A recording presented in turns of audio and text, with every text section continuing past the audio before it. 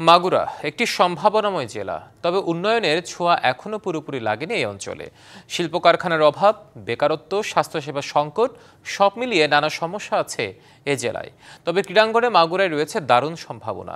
যে কোনো সংকট ও সম্ভাবনায় আন্তরিক প্রশাসন, বলছেন জেলা প্রশাসক। মাগুরার অন্যতম সমস্যা বেকারত্ব। তরুণদের অনেকেই উচ্চশিক্ষা শেষ করে চাকরির আশায় রাজধানীর পাশাপাশি বিদেশে পাড়ি জমাতে বাধ্য হচ্ছে।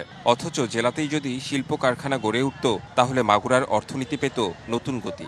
কিছু কলকারখানা থাকলেও পরবর্তীতে সেগুলো বন্ধ হয়ে যায়। লেখাপড়া শেষ, সার্টিফিকেট আছে, কিন্তু আমরা কোনো চাকরি পাচ্ছি না। কর্মসংস্থানের যে জায়গাগুলো আছে, এই জায়গাগুলো আমরা চাই চালু হোক। শিক্ষকরা বলছেন, উদ্যোক্তা ও শিল্পাঞ্চল তৈরিতে প্রয়োজন সরকারি বেসরকারি পৃষ্ঠপোষকতা। ইন্ডাস্ট্রিয়ালাইজেশনের জন্য যে ফ্যাক্টরগুলো দরকার হয় সবই আছে। তো সরকার আমার মনে হয় যে এই অঞ্চলে ইনভেস্ট করতে পারে, ইন্ডাস্ট্রিয়ালাইজেশন করতে পারে। প্রচুর কৃষক যেহেতু আছে, সারের গোডাউন ইতোমধ্যে একটা উদ্বোধন হয়েছে, এগুলোতে কর্মক্ষেত্র তৈরি হতে পারে। জেলার সদর হাসপাতালে চিত্র বেশ করুণ। চিকিৎসক সংকট, যন্ত্রপাতির অভাব ও দুর্বল ব্যবস্থাপনায় রোগীরা পাচ্ছে না প্রয়োজনীয় সেবা। সিটি স্ক্যান, তারপরে এমআরআই, ইকো, এই জাতীয় কোনো ডায়াগনস্টিক কিন্তু এখানে করার ব্যবস্থা নাই। অ্যাম্বুলেন্স সঠিকভাবে থাকে না, অ্যাম্বুলেন্স করে না, এটা সিন্ডিকেট আকারে বাইরের থেকে অ্যাম্বুলেন্স নিতে হয়। হাসপাতাল কর্তৃপক্ষ বলছে, সাধ্য অনুযায়ী সেবা দেওয়ার চেষ্টা চলছে।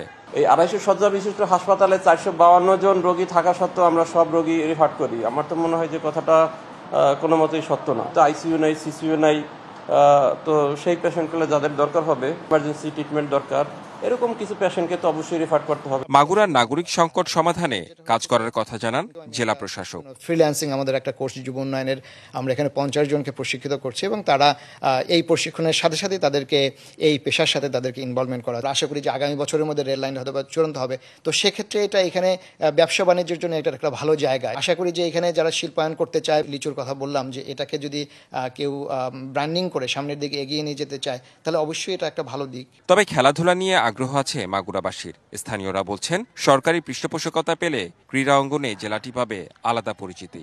জেলা ক্রীড়া সংস্থার পক্ষ থেকে এদের জন্য যদি একটি টুর্নামেন্ট আয়োজন করে আগে, তাহলে এদের খেলার প্রস্তুতিটা ভালো হয়। বিসিবি যদি মনে করতো যে এই মাগুরা জেলার ক্রিকেট স্টেডিয়ামটা আরও কাজে লাগানো যেত, সেক্ষেত্রে মাগুরা জেলার ক্রিকেট অনেক ভালো উপরের দিকে যার একটা সম্ভাবনা ছিল। ফুটবল মাঠে আমাদের ক্রিকেট, ফুটবল, তারপরে আদার্স অনেক গেমস একই মাঠে আমরা হলে করছি।